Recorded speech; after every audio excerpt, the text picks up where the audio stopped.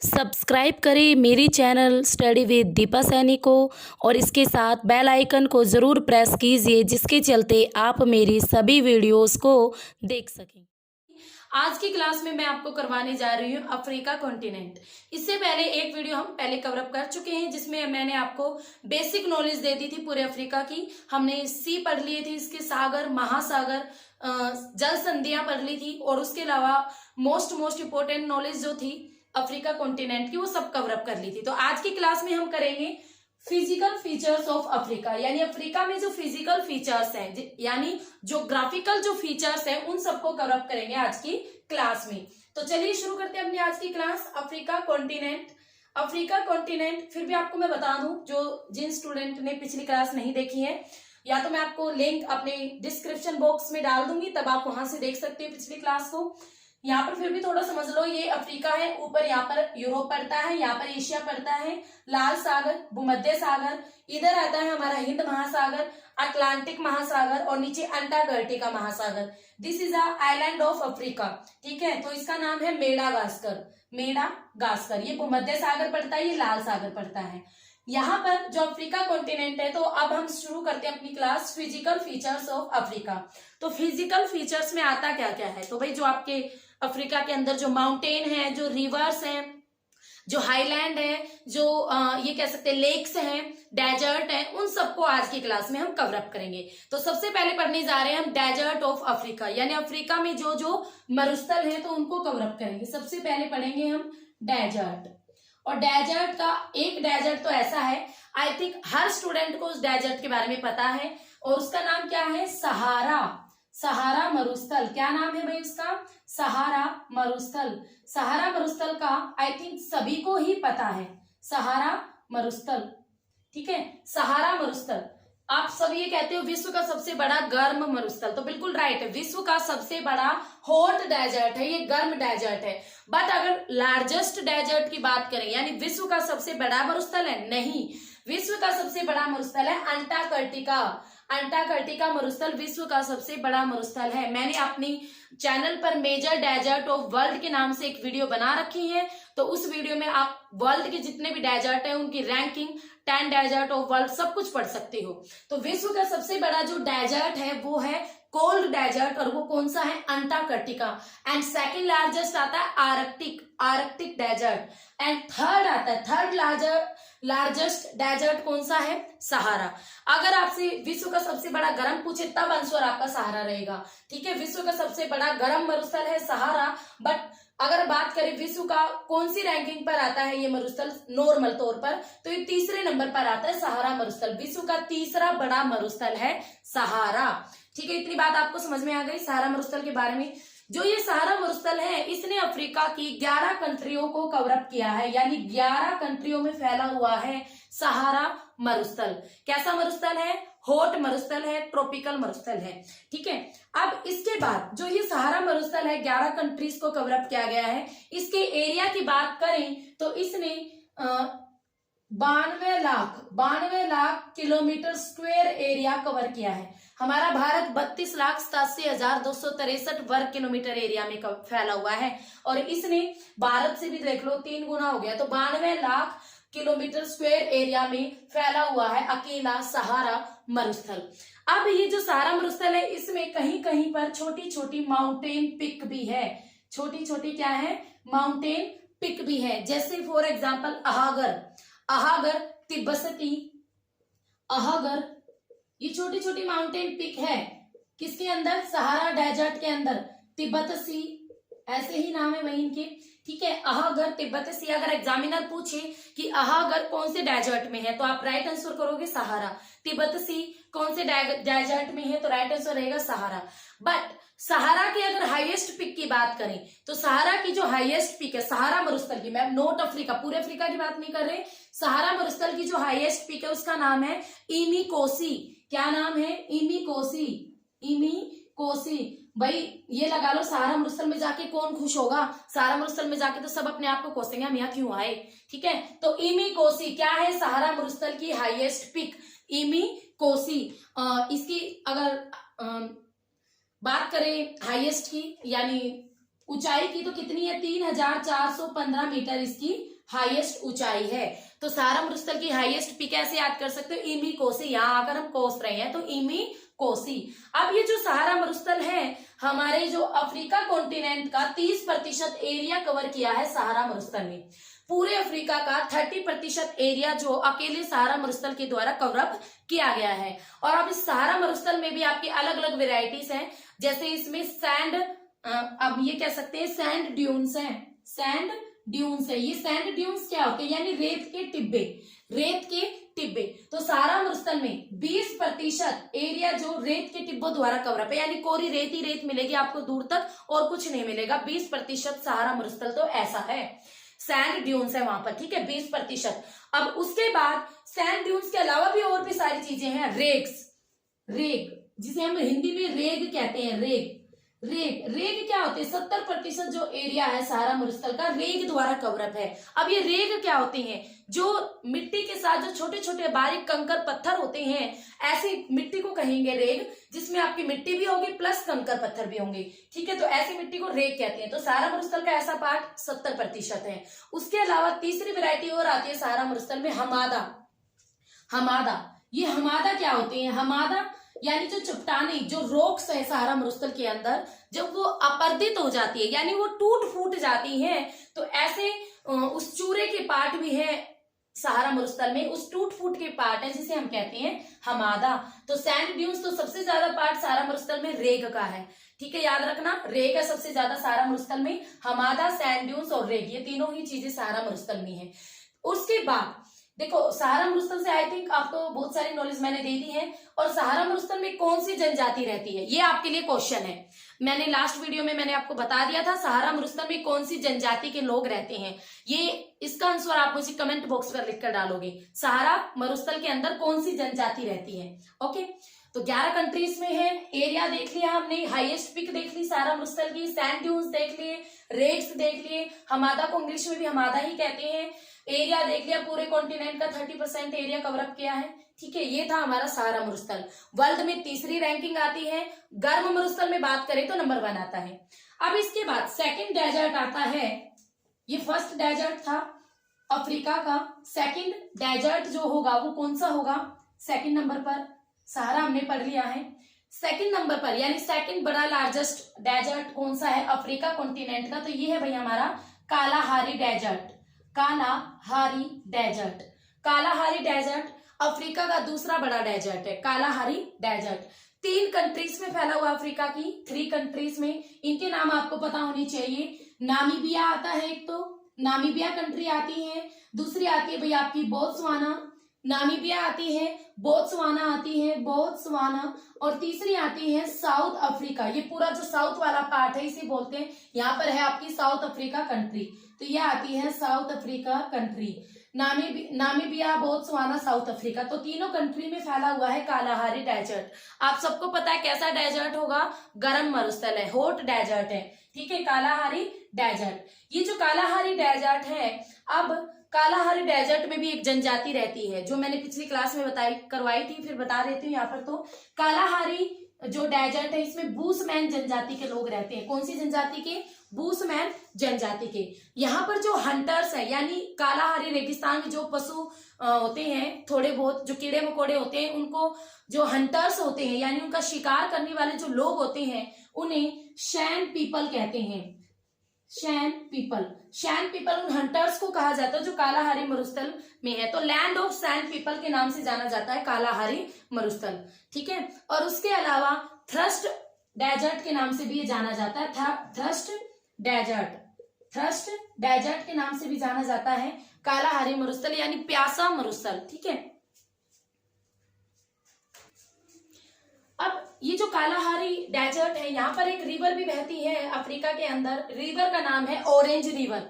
Orange river भी Kalahari desert में बहती है, ये भी आप याद रखोगे, ऑरेंज रिवर, ऑरेंज रिवर। ये कुछ नाम तो ऐसा ऑरेंज को पता नहीं अजीब सा नाम है, बट उसे ऑरेंज रिवर भी कहते हैं, तो आप ऑरेंज याद कर लेना। ये कालाहारी डेजर्ट के पास से ही बहती है ऑरेंज रिवर।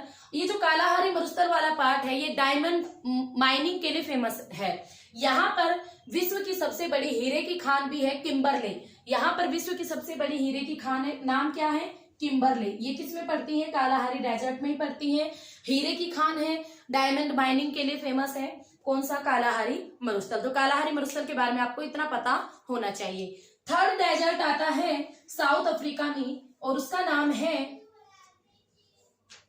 Namib desert. नाम क्या है? नामिब। और ये आपका पड़ेगा यहां से और यहां तक, ऐसे ये वाला जो एरिया है, ठीक है, coastal area, Namib desert, Namib desert, ठीक है, Namib desert. Third desert of Africa Namib.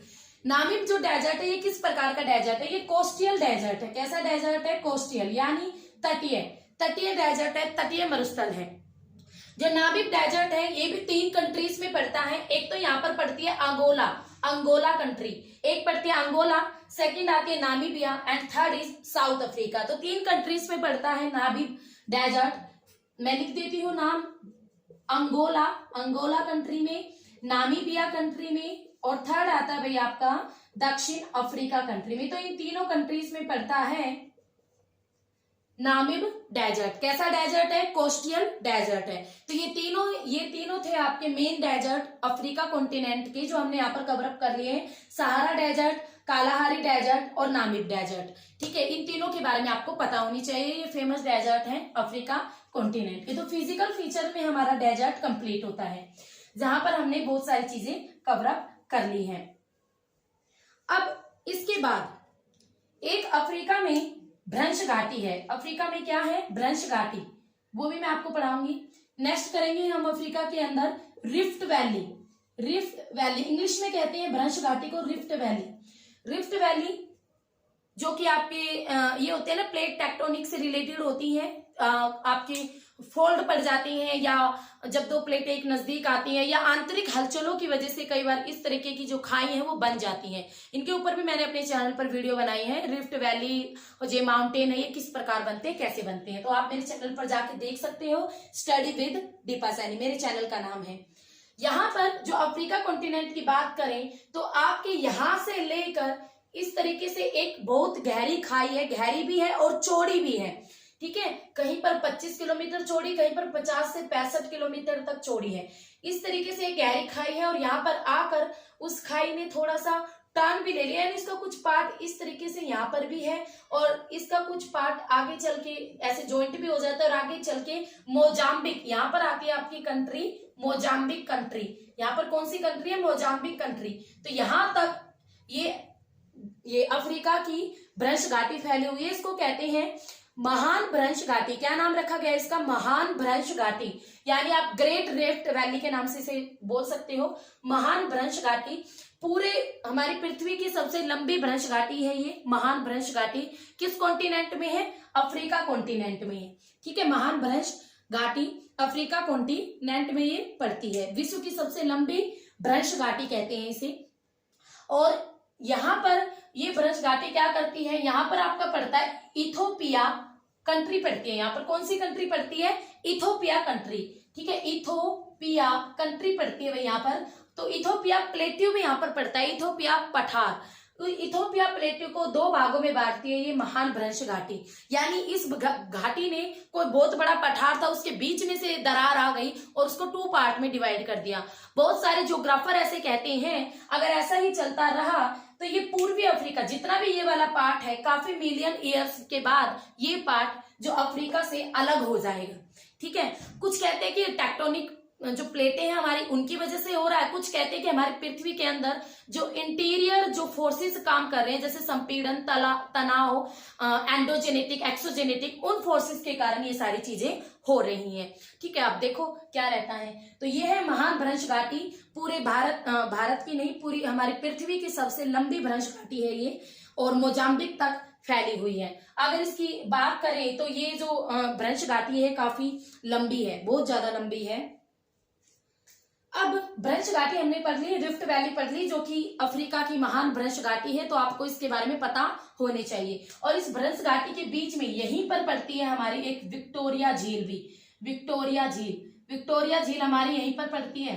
Victoria झील अफ्रीका की सबसे बड़ी झील विक्टोरिया झील इसी भ्रंश घाटी के बीच में, ये यू शेप की है कुछ, और इसी के बीच में पड़ती है विक्टोरिया झील, जहां से आपकी नील नदी का भी उद्गम माना जाता है, ठीक है, जो हम आगे करेंगे।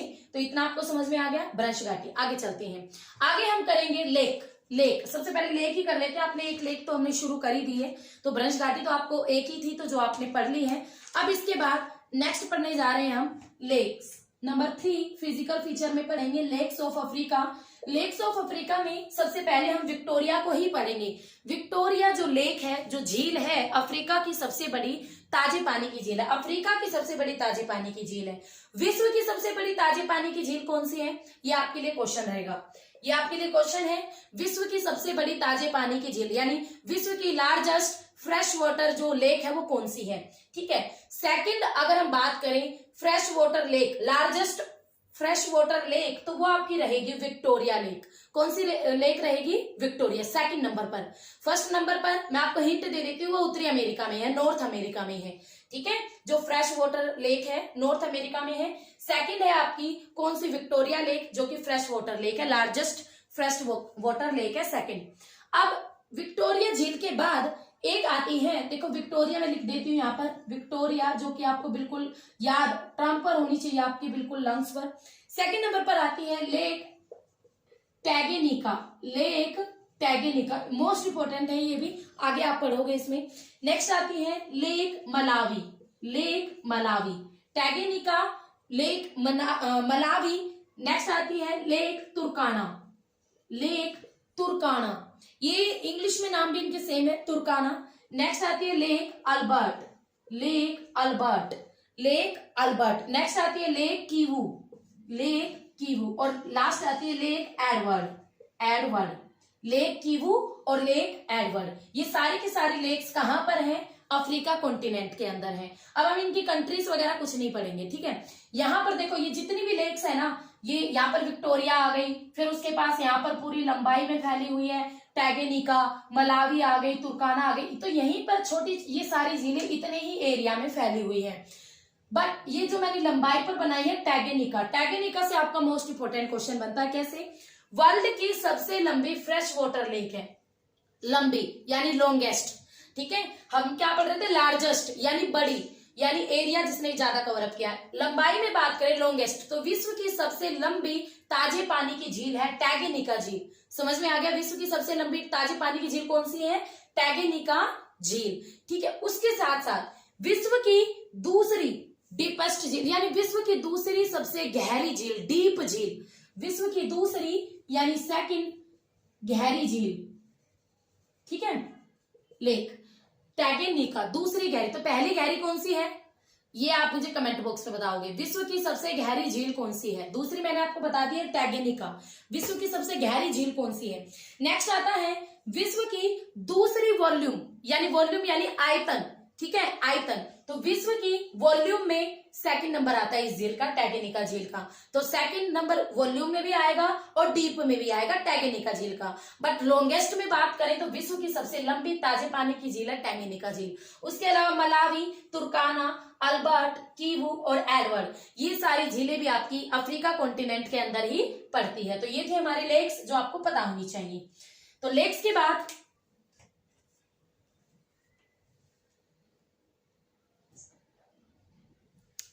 अब लेक्स के बाद नेक्स्ट करने जा रहे हैं हम, क्या रह गया हमारे, हाँ जी माउंटेन रह गए हैं हमारे। तो माउंटेन ही देख लेते हैं, अफ्रीका के माउंटेन। ठीक है, नेक्स्ट करेंगे माउंटेन। Number 4 is mountain. तो अफ्रीका में आप सबको पता है, अफ्रीका का जो प्रमुख पर्वत है वो है एटलस पर्वत। अफ्रीका का प्रमुख पर्वत कौन सा है, एटलस। आप ऐसे याद कर सकते, बेचारे अफ्रीका के लोग तो बहुत गरीब हैं, तो एटलस साइकिल ही चलाते हैं। तो एटलस पर्वत अफ्रीका का प्रमुख पर्वत है। तो ये पर्वत पड़ता है यहाँ पर। ठीक है, यहाँ पर पड़ता है एटलस पर्वत, सहारा डेजर्ट के नॉर्थ में। यहाँ पर ये जो एटलस पर्वत है, ये जो फैला हुआ है 3 कंट्रीज में फैला हुआ, वो 3 कंट्री कौन कौन सी है, तो वो आती है भाई आपकी मोरक्को कंट्री, यहाँ पर ऊपर आती है आपकी मोरक्को, और एक तो मैंने आपको बताई थी यहाँ पर अल्जीरिया पड़ती है, जो कि लार्जेस्ट कंट्री ऑफ अफ्रीका है, अल्जीरिया। एक आती है आपकी अल्जीरिया और एक आती है ट्यूनीशिया। तो ये तीनों जो कंट्रीज आती है, तीनों की तीनों कंट्रीज में आपका जो एटलस पर्वत है इसका फैलाव है। एटलस पर्वत का फैलाव है, यानी फैला हुआ है। एटलस पर्वत की सबसे ऊंची चोटी की बात करें तो माउंट टॉपकल, माउंट जो टापकल है ये एटलस पर्वत की सबसे ऊंची चोटी है, बट ये आपके जो अफ्रीका कॉन्टिनेंट की सबसे हाईएस्ट पिक नहीं है, ठीक है। ये केवल एटलस पर्वत की सबसे ऊंची चोटी है, 4167 मीटर इसकी हाइट है, ऊंचाई है। ये अफ्रीका की है, ये आपके एटलस पर्वत की है, बट अफ्रीका की सबसे हाईएस्ट पिक ये नहीं है, इस बात को याद रखना। उसके बाद जो अफ्रीका है इसमें यहाँ पर एक डैकेनबर्ग नाम का माउंटेन भी पड़ता है। डैकेनबर्ग, यहाँ पर ड्रैकेनबर्ग अगर आपसे पूछ ले तो ये भी अफ्रीका में पड़ता है, ड्रैकेनबर्ग माउंटेन। ये जो आपका एटलस माउंटेन और ड्रैकेनबर्ग माउंटेन है ये फोल्डर्ड माउंटेन है। किस प्रकार के माउंटेन है? फोल्डर्ड, यानी मोड़दार पर्वत है ये। उसके अलावा अफ्रीका में एक भी मोड़दार पर्वत नहीं है, यानी मोड़दार यानी नए पर्वत जिसे हम कहते हैं। फॉर एग्जांपल हिमालय पर्वत है एशिया में, ठीक है। तो जो ड्रैकेनबर्ग है, एटलस है, ये दोनों फोल्डर्ड माउंटेन के एग्जाम्पल हैं। वैसे हमारे पूरे अफ्रीका में कोई भी फोल्डर्ड माउंटेन का एग्जाम्पल नहीं है। फोल्डर्ड माउंटेन जब बनते हैं जब ये कह लो दो आपकी जो बड़ी बड़ी प्लेटें एक दूसरे के नजदीक आती हैं, तो बीच वाली लैंड ऊपर उठकर मुड़ जाती है और किसी न किसी प्रकार के फिजिकल फीचर्स का निर्माण करती है। या तो माउंटेन बनाएगी या ये पठार बनाएगी या कुछ बनाएगी, तो मतलब कुछ ना कुछ जरूर बनता है। तो ये जो ड्रैकेनबर्ग है और एटलस, ये दोनों आपके किस प्रकार के माउंटेन है? ये आपके फोल्डर्ड माउंटेन है, ठीक है। इतनी बात आपको समझ में आ गई। यहां पर मैंने आपको बताया था ईस्टर्न हाईलैंड में बात करें, ईस्टर्न हाईलैंड में यानी ईस्टर्न उच्च भूमि में, तो यहाँ पर पड़ता है हमारा इथोपिया प्लेट्यू। इथोपिया कंट्री भी है और इथोपिया पठार भी हमारा यहीं पर पड़ता है, जिसको भ्रंश घाटी दो भागों में बांटती है, हमने पढ़ा था। इथोपिया पठार, जो इथोपिया पठार है इसकी एक विशेषता और है, इसे रूफ ऑफ अफ्रीका कहते हैं। क्या कहते हैं? रूफ ऑफ अफ्रीका के नाम से जाना जाता है इथोपिया पठार। ये एग्जाम में पूछा गया था। इथोपिया पठार रूफ ऑफ अफ्रीका यानी अफ्रीका की छत के नाम से फेमस है इथोपिया पठार। इसकी जो टालेस्ट पिक है यानी लंबी इसकी एक चोटी है, उसका नाम है रास दशन, ठीक है, दशन। तो इथियोपिया पे जो पठार इसकी टालेस्ट, लॉन्गेस्ट नहीं बोला मैंने, टालेस्ट जो पिक है वो है रास दशन, इतना याद कर लेना। इथियोपिया पठार की रूफ ऑफ अफ्रीका कहते हैं इथियोपिया पठार को। अब इथियोपिया पठार के बाद पूर्वी अफ्रीका में यानी आप ये कह सकते हो ईस्ट अफ्रीका प्लेट्यू यानी इतने पार्ट की हम बात कर रहे हैं। ईस्ट अफ्रीका प्लेट्यू यानी पूर्वी अफ्रीका में भी प्लेट्यूज हैं, आपके पठार हैं, जो कि आपके 3 कंट्रीज में फैले हुए हैं। एक यहाँ पर पड़ जाती है आपकी Uganda, Kenya, Tanzania. Actually map में देखोगे ना तो इनकी शेप कुछ और ही होगी, मैंने तो आपको समझाने के लिए बता दिया। यहाँ पर युगांडा, केनिया और तंजानिया, इन तीनों ही कंट्रीज में पूर्वी अफ्रीका प्लेट्यू फैला हुआ है, पठार फैले हुए हैं। तो ये जो तीनों ही कंट्रीज हैं, जो अफ्रीका की सबसे हाईएस्ट पिक की बात करें तो वो आपकी कहाँ पर है? तंजानिया में। वो क्या है? वो आपका एक ज्वालामुखी पर्वत है तंजानिया के अंदर, और उसका नाम क्या है हाईएस्ट पिक का? Mount Kilimanjaro. तंजानिया में है आपकी माउंट किलिमंजारो। जो ये माउंट किलिमंजारो है ये हाईएस्ट पीक ऑफ अफ्रीका है, यानी अफ्रीका कॉन्टिनेंट की सबसे ऊंची चोटी है माउंट किलिमंजारो। और इसकी हाइट की बात करें तो 5895 मीटर इसकी हाइट है, जो कि तंजानिया कंट्री में पड़ती है। किस कंट्री में है? तंजानिया में।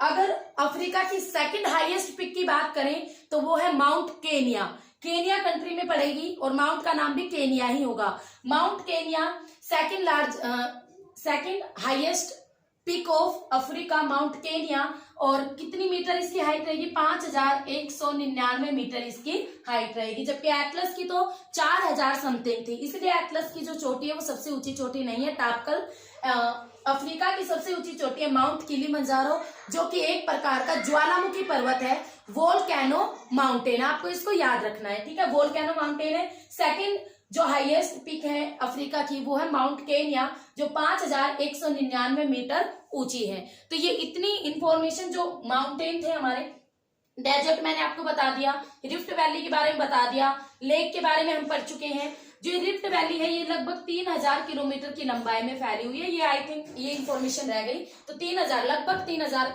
किलोमीटर की लंबाई में है रिफ्ट वैली। लेक्स हमारा हो चुका है, माउंटेन हमने लगभग कवर अप कर लिए हैं। तो माउंटेन में आपको एटलस और ड्रैकेनबर्ग जो कि इधर आता है, और उसके अलावा इथोपिया पठार यानी प्लेट्यू भी आ जाता है, युगांडा, केन्या और तंजानिया, ये तीनों में आते हैं आपका ईस्ट अफ्रीकन प्लेट्यू, ठीक है, जिसमें तंजानिया में हाईएस्ट पीक ऑफ अफ्रीका है, second highest peak of Africa Kenya में है। तो तंजानिया की है किलिमंजारो, माउंट किलिमंजारो एक प्रकार का ज्वालामुखी पर्वत। माउंट केन्या ये सेकंड हाईएस्ट है, इसकी हाइट है 5199 मीटर। तो अभी आपका अफ्रीका कंप्लीट नहीं हुआ है। अफ्रीका में अभी हमारा रहते हैं रिवर्स ऑफ अफ्रीका, यानी अफ्रीका की नदियां, और उसके अलावा अफ्रीका के ग्रासलैंड रहते हैं, और इसके साथ साथ अफ्रीका में साहिल वाला पार्ट रहता है। और ये सारे पार्ट किसके फिजिकल फीचर्स में ही आते हैं। तो फिजिकल फीचर्स में मैं आज की वीडियो में आपको इतना ही करवा रही हूँ। इसी क्लास का पार्ट 3 बनेगा, और उस 3 में हम पूरा का पूरा जो अफ्रीका अपना कंप्लीट कर लेंगे। आई थिंक आपको सारी इन्फॉर्मेशन अच्छी लग रही है, और वीडियोस में जितना भी मैं आपको करा रही हूँ वो समझ में भी आ रहा है। तो वीडियोस अगर अच्छी लग रही है तो लाइक शेयर कर दीजिए, और मेरे चैनल के साथ भी मैक्सिमम जुड़िए। यहाँ पर आपको बहुत इंपॉर्टेंट वीडियो मिलने वाली है। और उसके साथ साथ जो स्टूडेंट टीजीटी और पीजीटी का पेड कोर्स लेना चाहते हैं वो अचीवर्स एकेडमी ऐप ज्वाइन कीजिए ज्योग्राफी का। तो फिर मिलेंगे, तब तक के लिए हैव ए नाइस डे।